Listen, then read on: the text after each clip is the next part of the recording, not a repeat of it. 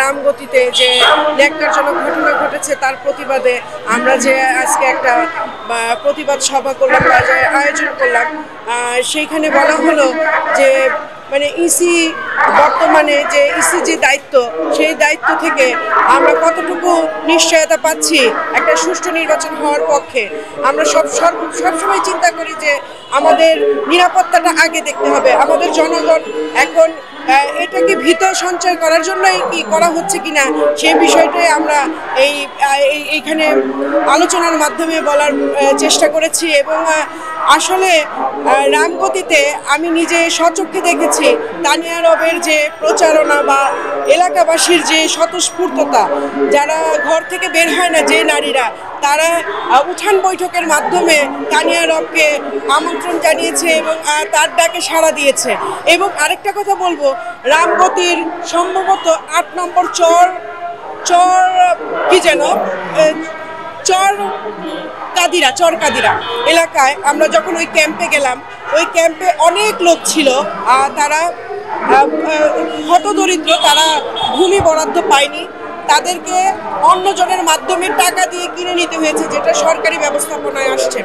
এবং সেইখানে না একটা কবরস্থান আছে, না একটা স্কুল আছে, সেইখানের শিশুদের কোনো নিশ্চিত ভবিষ্যৎ নাই।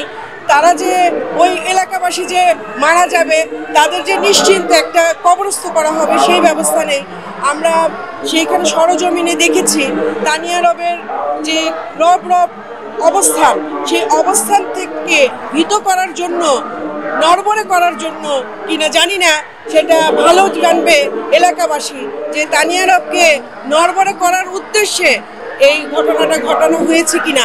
এবং বিগত সময়ে যে বিএনপি মানে প্রত্যাশী যিনি, তিনি তো নমিনেশন পাননি, নিজাম সাহেব বিভিন্ন সময়ে ভিডিও ফুটেজ দিয়ে রিল বানিয়ে জঘন্য ভাষায়, তিনি অকথ্য ভাষায় তানিয়া রবের বিরুদ্ধে প্রচারণা করছেন। তিনি অপপ্রচার কেন করবেন? তিনি তো তার পক্ষে বলবেন, তিনি তার পক্ষে নির্বাচনী প্রচারণা করবেন, এটাই হচ্ছে নিয়ম। আমি মনে করি নির্বাচন বিধিমালা লঙ্ঘন করছে, সেটা অবশ্যই নির্বাচন কমিশনের দৃষ্টি আকর্ষণ করছে এবং অন্তর্বর্তীকালীন সরকারের দৃষ্টি আকর্ষণ করি এমন ন্যাক্কারজনক ঘটনা, যে ঘটনাটা আমাদেরকে একটু ভীত করে দেয়। তানিয়া রবের মতো মানুষের একজন, যিনি সভানেত্রী, শুধু তাই নয়, আসমা আব্দুর রবের স্ত্রী, তার নির্বাচনী প্রচারণা ব্যাহত করার জন্য যে ভাঙা হচ্ছে তার কার্যালয়, তাহলে আমি ঢাকা ৭ আসন প্রার্থী, তাহলে আমি কিভাবে প্রচারণা করব? আমি তো মানে ধরার আগে শেষ হয়ে যাব। বিষয়টা এরকম।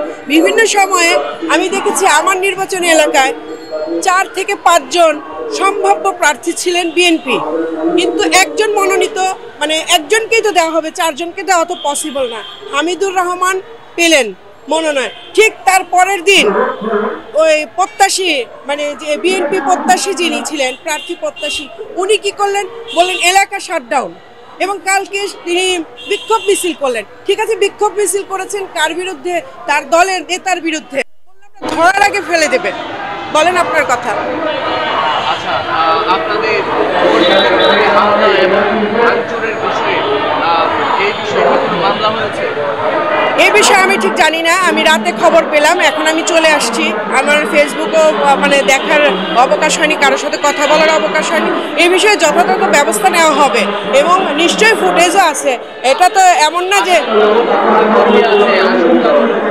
জি হতে পারে, আমি শুনেছি, হ্যাঁ, কিন্তু কে হয়েছে আরেকটা কথা।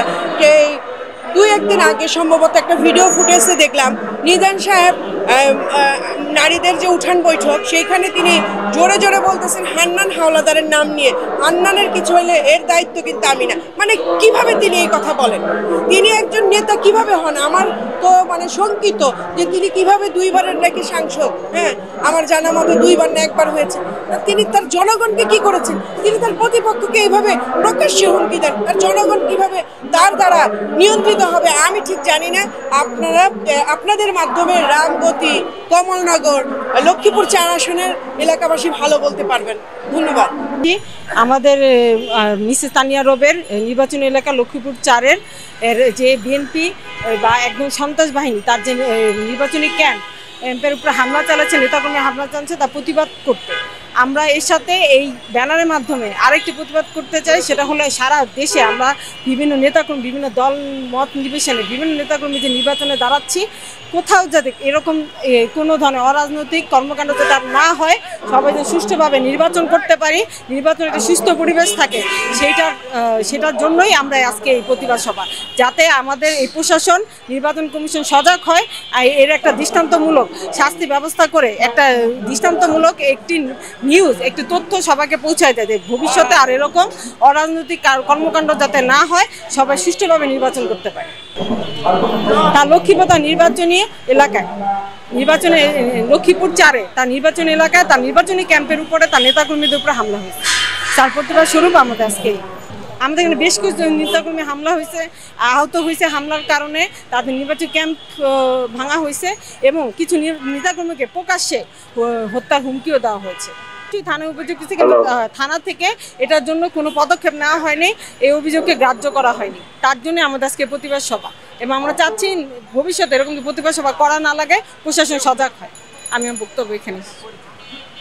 আমি হলো নারী জোট, আমাদের জেএসডির কেন্দ্রীয় কমিটির সদস্য, নারী জোটের একজন সদস্য এবং নারায়ণগঞ্জ 4 আসনের সম্ভাব্য এমপি প্রার্থী।